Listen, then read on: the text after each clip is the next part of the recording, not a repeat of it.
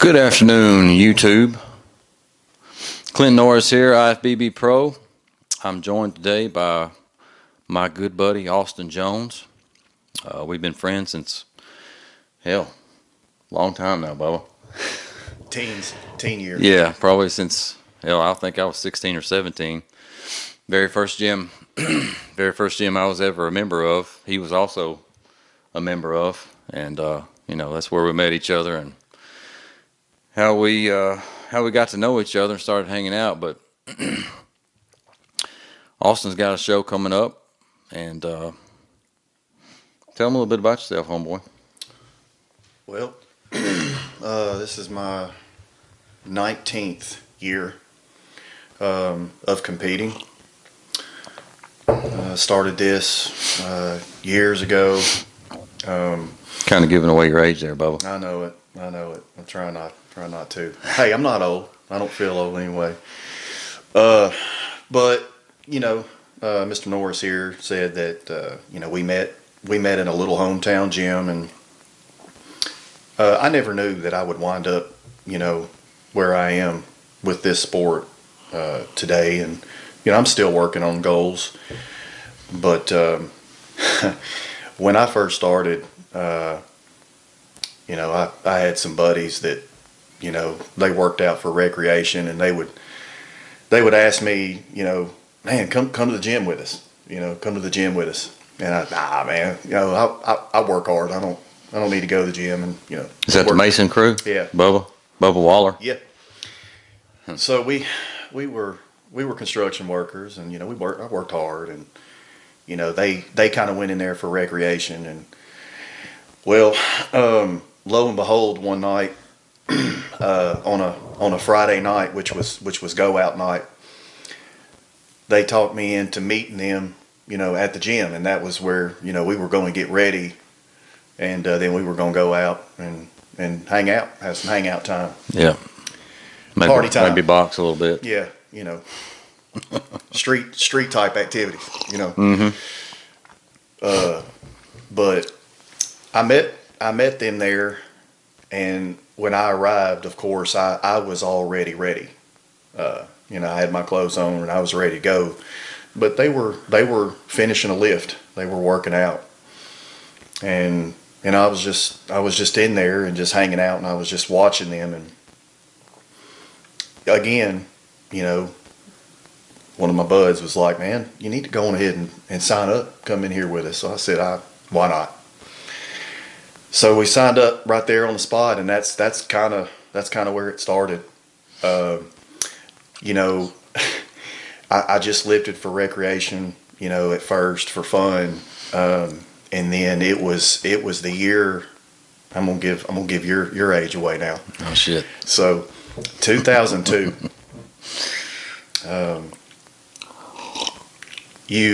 You were coaxed into competing your first show by Big Bro. Yep. And signed me up without even telling me, by the way. Oh, by the way, you got a show in 4 weeks. Yeah, you're going to get ready for this, and you're going to do this. Yeah. So I had no idea of this world. I didn't know what it looked like. I didn't know what it was. We just went to a small town home gym, in the country. Construction workers. We worked out in jeans and workout boots and work boots. And did I? Yeah. And so, matter of fact, I blew the ass end out of my jeans one time squatting. So, yeah, that was the last time I squatted in jeans, by the way. Yeah, absolutely. But it was 2002, and I remembered going to watch you compete. And one thing that was, I guess, this is a lasting memory for me, and this will permanently be embedded into my mind. It wasn't necessarily the competitors on stage; it was the environment that I was surrounded by. Yeah, it was when I walked in to this auditorium, and I looked around. Man, I was definitely, I felt out of place for one, but I was mesmerized by what I was surrounded by. And I remembered watching my best friend just muscled up and doing his thing on stage. And I told myself that night, I said, I'm going to do that next year. whatever it takes. And I did. You helped me. We worked out together, and 2003 was my first showing, and it was at the Tennessee State Bodybuilding Championships in Cookeville, Tennessee. And that's where it all started for me. I got bit by that bug, and the more I was in that lifestyle and around the atmosphere, the more I fell in love with it. So I remember. I was there. Yeah. Yeah. I think we've been at pretty much all of each other's shows over the years. We have, absolutely. Yeah. I've been competing for 19 years, but I haven't competed every single year in 19 years. I would take a year off, and this last time frame was my longest time period off, 5 years. But if I wasn't competing, it didn't matter. I was there to support my team and my best friend. So yeah, we were always at each other's shows for support. Speaking of taking some time off, that's done you a world of good, it looks like. It appears so. In 5 years, it appears that I have somehow stumbled upon some old man muscle maturity, I guess you say. Yeah, without a doubt. You always walk around, wide shoulders, thick, big arms and stuff like that. But it seems like in years past you've kind of strung out, closer to the show. And this last go around, man, it's new. It really is new. You're bringing something that I've never seen on you before. The fullness that you had in your shoulders and your arms, your back width, all those things, they've hung around this time, and of course I feel like I'm more knowledgeable now, so I'm able to steer you a little better than I could 5-6 years ago. But yeah, man, you're bringing something new this year, and I'm looking forward to it. I'm looking forward to the whole team. Yeah, competing. The whole team is, stacked. Norris Bodies has we bring a good squad every year, and this year is no exception. We got some heavy hitters on the team, and I'm super excited to, I want to hurry up and do my thing, and then come back out and spectate and watch my teammates. I really love that about this sport and our camaraderie that we have and the family togetherness that we have in our team. But touching on, what you were saying about my new level of where I'm at this year, I've been asked what are contributing factors, and there's a few of them. I think one of the main things for me is just keeping a consistent lower body fat year round. I think has contributed a lot to the way that I look. And past several years, I generally keep a pretty good body composition year round. But this probably the last 2 years, I stayed real within striking distance. Sure. And I think that's played a big role. Lots of rest has played a key factor. Eliminating negativity from my life, and just being able to focus clearly and not have stress or drama, and just a lot of rest. That's huge. People don't realize how much stress can affect your body. It's big time. When you're stressed out, cortisol levels increase. That means you're just not going to look as good. You're going to be holding more water. Cortisol can really wreak havoc, and that's why sometimes you see a competitor, and this is just one of the reasons. We can go into a lot more reasons, but a lot of times you see a competitor who's several days out from a show and they look phenomenal, and then you see them on stage and it's like, what the hell happened? And some of those people that change like that for the worse, it really has everything to do with cortisol, because when you get stressed out and your cortisol levels increases, it's like you really just start fading in terms of your definition. You start holding more water. you can't sleep as good, which makes cortisol even worse of a problem. So, yeah, stay calm. Yeah. And I know this is kind of a taboo subject, and I know CBD and the THC world is hitting, but a lot of my competitors now are hitting a pin or hitting a joint, right before bed, just so they can go to sleep at night. Whatever it takes. Whatever it takes to get a good night's rest.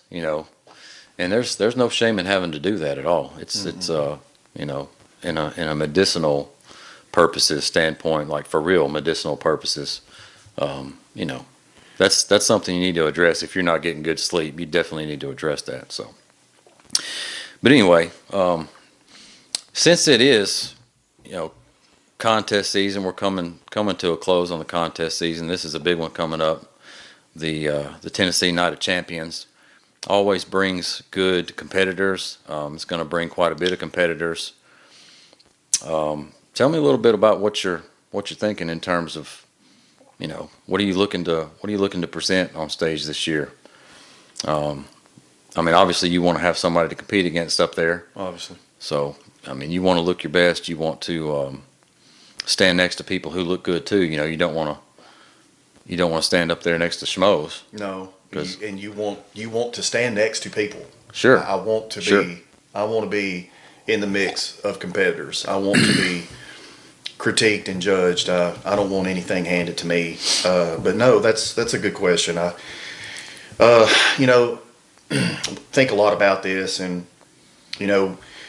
again, stress and worry does you no good. It only negatively affects your hormone levels, and so I really don't put too much thought into who's going to be there, who's going to show up. Yeah, I'd like some competition, but all I can do is worry about myself and how I look, and I've put everything I had into working to achieve my best, and I feel like I've done that. If I stand next to somebody that's better than me, then kudos to him. If he's got better genetics than me, then kudos to him. But I assure you, it's not because he outworked me. Yeah, that's for damn sure. Yeah, that's for damn sure.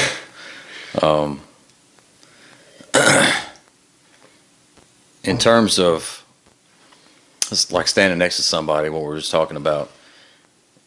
If I were to line up all of your previous bodies, and this is what I always say, this is, and going back to the old Rocky tune, it's you against you. It's the paradox that drives us all. Well, that has to be the first thing in your mind, because if you concentrate on everybody else and what they're looking like, and well, what if this person shows up? What if this person drops into my class? You're killing yourself, and back to the cortisol again, you're worrying over nothing because you can't control who's going to show up. Mm-mm. You can only control yourself. And, this is something that I said at the state show this year when I gave that speech at the state show. And I'm not one for speeches, but one of the things that I said was, if you can line up all of your previous bodies and you have beaten all of those previous bodies, then you've won already. Yeah. So just because somebody shows up that may or may not beat you, you need to put that out of your mind. You need to be at least content with the fact that you've put everything into this show, and you look better than you've ever looked. That's it. That so brings a lot of truth and speaks volumes. It really does. And another thing, going into, well, coach, I didn't get my meals in today, or coach, I had to skip a cardio session today. When you stand on stage and, let's say that you don't get first call outs, or let's say that you weren't moved to the middle, you were moved to the end, you're going to stand there and you're going to think to yourself, man, damn it, I wish I hadn't skipped that meal, or damn, I wish I hadn't skipped those cardio sessions, But if you can stand there, if I get second call outs, I get second call outs, But if I can stand there and think, I didn't miss a meal, I didn't miss a cardio session, I didn't leave any reps on the table at my workouts, then I'm fine with it. I'm fine with second call outs if that's the case. Mm-hmm. So put everything into this. If you're going to compete, and we've said this to each other a lot, competing's not for everybody. No. If you're not going to put everything into this, and you think it's something you can half-ass, you can think again. It ain't gonna.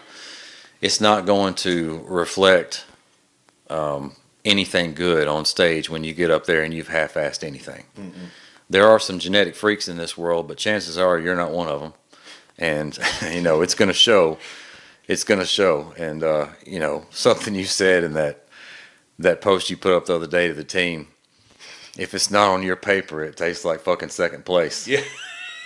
And, Yeah. pardon the language, but that was too good not to repeat. So it's more often than any in this industry that somebody comes in the gym and has been working out for a little while, and they've done good for themselves and they've got a good little beach body, and then they all of a sudden want to compete. And I get this. People come to me and they ask me about competing, and my answer is always the same. It has deep down in your heart, you have to really want it, because this isn't easy and it's not for everybody. There's a difference between bettering yourself and having a good vacation look and going to the gym for therapy versus taking it to the level of which we take it. which is an extreme. Which is an extreme. No, but it takes a lot of sacrifice, a lot of determination to take it to this level. And you and I, as well as many others, we've sacrificed a lot for this sport. We've put a lot of hard work in, and it's not easy. It takes a mental toughness to do this. I feel like a lot of times it feels really good for somebody to say it, Oh, yeah. and they'll see one of their friends on stage or someone they know on social media, and it's an announcement. I'm gonna compete. I'm going to compete, and then 3 weeks, 5 weeks into the diet, it's curtains. They're cheating. They're not serious about it. So before you announce it, you might want to give it a month or so before you decide to say it out loud to anybody else. Fly under the radar. Yeah. Find you a good coach. They don't get any better than Norris bodies, by the way. I'm just saying. I'm not just biased, but I am biased. I'm not saying, I'm just saying. Yeah. But and just tell him that you want to give this a shot. Start way out and don't tell anybody, man. Just fly under the radar. I think you might know somebody that has done that recently. Flown under the radar? Yeah. Yeah. As a matter of fact, I don't think but a few handful of people even knew that I was doing the show until you let the cat out of the bag and posted NPC and you posted and tagged NPCTN and yeah. Well, that picture, it was too good to well, not to put up. Yeah, I appreciate it, but seriously, fly under the radar. Don't just announce it because I've seen it many times. You're just gonna make yourself look like a dumbass, honestly. And people look at you and say, "Well, what the hell happened to you, man? I thought you were doing this show, Yeah. and there you over eating a cheeseburger." Yeah. So, no. Yep. It don't work like that. It's different. It's a different world. It's a different level of commitment. It takes a lot of sacrifice. It's not easy. Again, I've been doing it 19. You're on your 20th year. I don't know that I would say that it's easier, but maybe we're just used to it. We're programmed. But it's not. It never gets easy. It's never easy. I still have the same aches and pains. I still get fatigued and tired, just like everybody else. Hell, more aches and pains. The older you get, which we're not old, but anyway. No. Hell no. But no, it's again like it really does take a mental toughness for anybody out there thinking, I think I look good. I'll just compete. Do your research. Pack your lunch. So Get ready. Get ready. Get ready for for something it's going to challenge you more than anything's ever challenged you before. Push you to the absolute breaking point and beyond. Yeah. So anyway, one of the topics I wanted to cover today was peak week. You know, since it is peak week. Today is the first day of peak week. Actually, It's very exciting. it's real exciting. Um, just wanted to cover some of the things that you may or may not be doing. Some of the things that I've definitely tried. Austin's definitely tried, and it's most of it. I'll say 99% of it is hocus pocus bullshit. The worst one is the water loading, and I'm gonna put some links in the description for anybody who cares about the science behind this and the trials, the actual clinical trials that have been done on this subject. But water loading is probably the worst one out of all of them. And don't get me wrong, I've done it. Austin's done it. And anybody who's drinking 3 gallons a day, starting out Sunday or Monday, 3 gallons Tuesday, start cutting it back Wednesday, cut it back even more and more and more, the chances that you're going to land somewhere that's better than you are Monday is about zero. Because you're flushing all your electrolytes out to start with. You're literally throwing chaos into something that was in really good harmony. So if you wake up Sunday morning, you know, Austin just checked in. If you wake up Sunday morning and you look dry and you look hard, don't do anything drastic the last week of your show, and that includes water loading. If you are a little flat, which probably you are, you know, your chances are you're going to be flat. Chances are you're on low carb. If you're on low carb, you're going to look flat.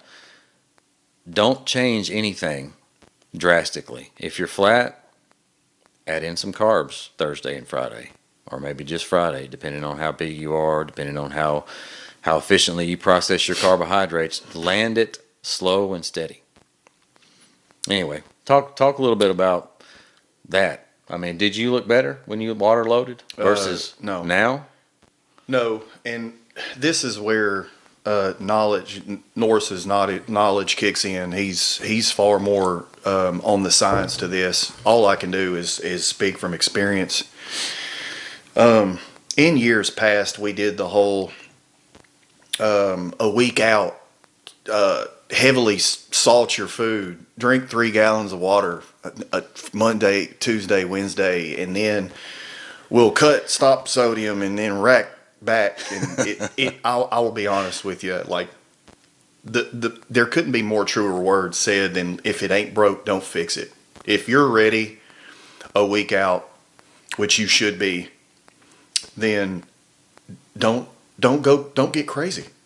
It's just simple. Like, just don't get crazy. You don't need to do any like magic tricks, you know, to try to bring something different. You know, like he said, chances are you're flat. You don't need more water to change that. You just need some more carbohydrates. But it's not time for those yet. You know, and that's my experience. Just coast in. Yeah. Coast in. I mean, you should be in shape farther out than a week out. You Sure. know, and you've been in shape now for at least a couple of weeks. You know, your glutes are in. You know, you're grainy as hell right now. So all we're gonna do is put some carbs in you Thursday and Friday. And if you look a little watery, you know, we might back your water up a little bit on Friday. It's not going to be anything like, oh shit, we can only drink 2 ounces of water with our meals Friday, and you know, you got cotton mouth all day. But if you're already waking up dry and you cut your water, let's just say you wake up, you know, Friday morning and you look in the mirror and you're dry as hell. If you cut your water back, it's only going to come out of your muscle. Coming from the muscle. Yeah, you're gonna wake up Saturday morning. You're not gonna have a vein one when the day before you had spider veins running through your abs and your thighs, and you're not gonna be able to get a pump backstage. And you need water to store the carbohydrates that you're carbing up with on Friday. So don't do that. Exactly. Don't do that. For weeks now, weeks and weeks, I have just Okay, let's be real. Pretty much through this whole thing, I've just had roadmap vascularity from head to toe. And that goes back to earlier, we were discussing, stayed really close to contest shape. And I Off feel like, season, yeah, off season composition. Yeah. and I do feel like that in 5 years since the last time I did this, I have hit a new level of muscular maturity. But staying lean helps as well. But I mean, for weeks upon weeks now, I mean, glutes feathers were in like 4 weeks out, but I've been a roadmap of vascularity, and that is with drinking just all day long, just water and fluids, sodium. So if I look like that, why would we want to do something to kill that? Why? Why? Why? And another thing, if your peak week, you should have had at least some kind of practice going into peak week. And what I mean by that, you should have a high carb day here and there. Mm-hmm. So, throughout this prep, I've given him a cheat meal here and there, but most of the time it's just been high carbohydrate days. So we know what food sources are going to be the best in terms of filling you out. And there's not going to be any surprises. It's not going to be like, okay, I know you've been eating rice and steak and chicken this entire prep, but I want you to go to Cracker Barrel and have pancakes That makes Saturday sense. morning That- or Friday night. That is insanity to me, that you would eat these things for 12 weeks, 16 weeks, and your body, what your body is used to digesting, but then you're going to throw a curveball at it at the very last minute. Now, don't get me wrong.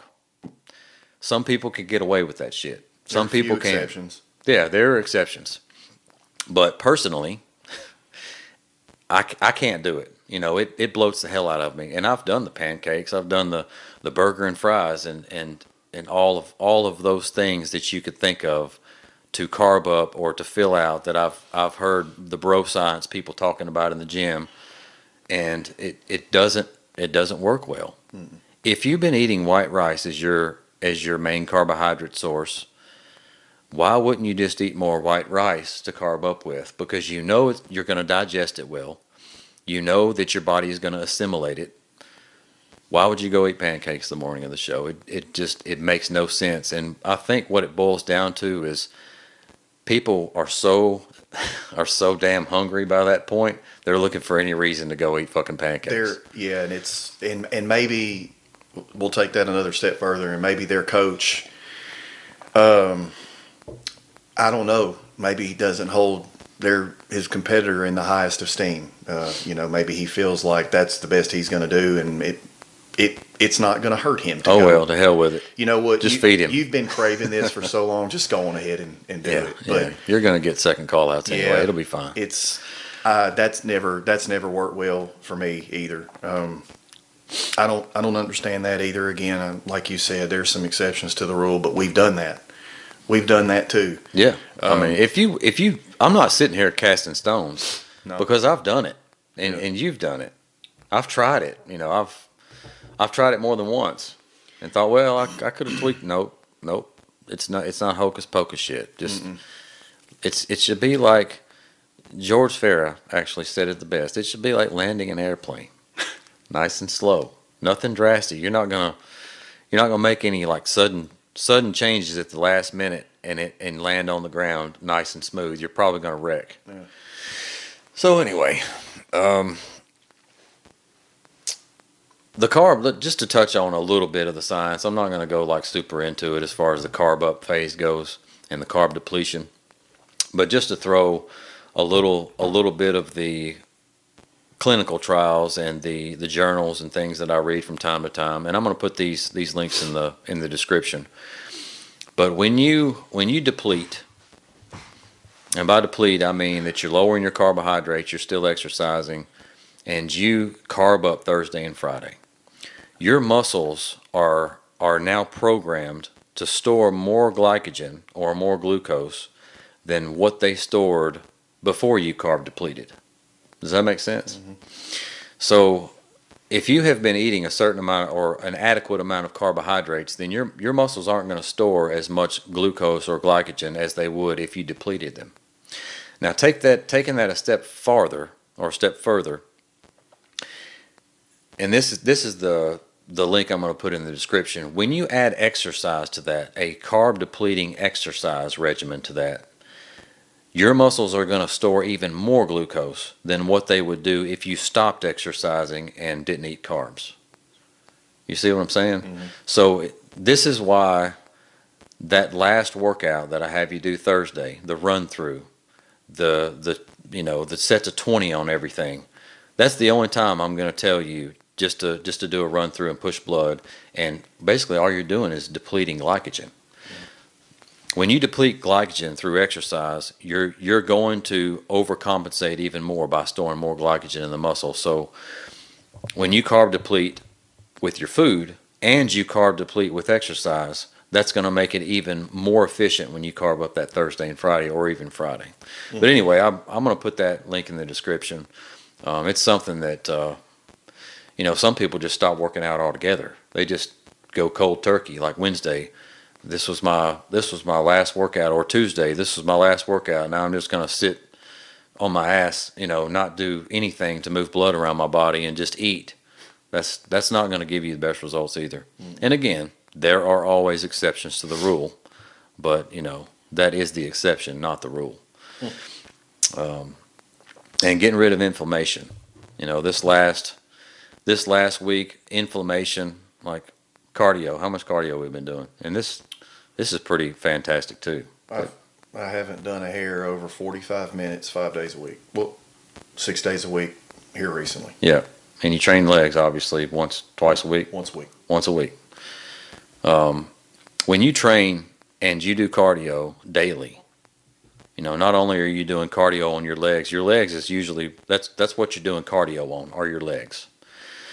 And when you train every day and train like you're supposed to be training intensely, you're going to store inflammation. Your body's going to be inflamed. And inflammation is going to mean you're storing more water. You're storing more water. It's going to blur up your definition. So one of your main focuses that last week needs to be getting rid of cardio, and which gets rid of inflammation. Because if you stop doing your cardio, or at least lower it a lot, and also lower the intensity of your cardio a lot, like what are we doing now? We're at just a slow 30-minute right walk. And like starting tomorrow, I'm going to drop that even more. So that last week, you should be in shape. Like you just said a few minutes ago, a week out, you should be in shape. You should be able to pull back really hard on your cardio. You definitely need to pull back on the intensity of your workouts, and he knows me well enough to know I don't say that sentence ever. Pull back on the intensity, and that's tough for me as well, to pull back on intensity. I'm always wide open, but when you pull back on the intensity on your cardio and on your weight training that last week, it really helps to rid the body of inflammation. And this is another article that I ran across last night, and it's something I've read articles similar to this before about vitamin C, and it's why I have my competitors take vitamin C the peak week, because it does get rid of inflammation.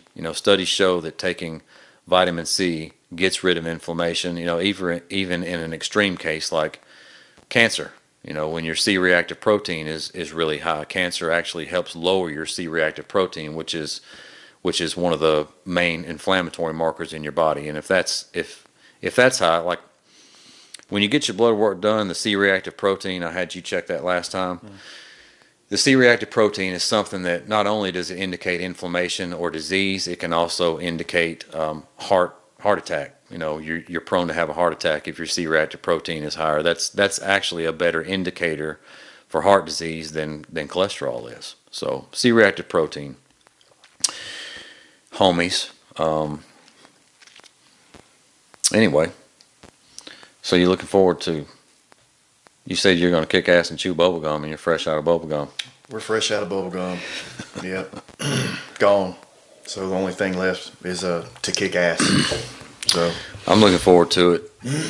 Looking forward to everybody, to everybody on my team. I'm proud of you. You've done You've done really good. Everybody has stuck to their guns, and everybody's conditioning shows it. You guys, every one of you look better than you've ever looked in your life, and I couldn't be more proud of you. So Same. anywho, I'm looking forward to next week, Bubba. I'm ready. Yeah. I'm ready for it. Yeah. Ready for it to be here. I'm ready. One thing that's always stuck out in my mind, something that you said a long time ago, and I feel like myself and every one of our teammates this year on this squad can say, you always say, there are 9 judges in front of you, and they're doing their best to find something wrong with you. Yep. Why make it easy for them? Yeah, don't make it easy for them. So I'm going to say that Norris Body Squad this year is making it really hard on the judges. So yeah, I couldn't agree more with that. Y'all gonna have trouble. Y'all gonna have trouble finding something wrong with the squad this year. Seriously. But anyway, thanks for listening. Thanks for the support, and I'll hit you back later.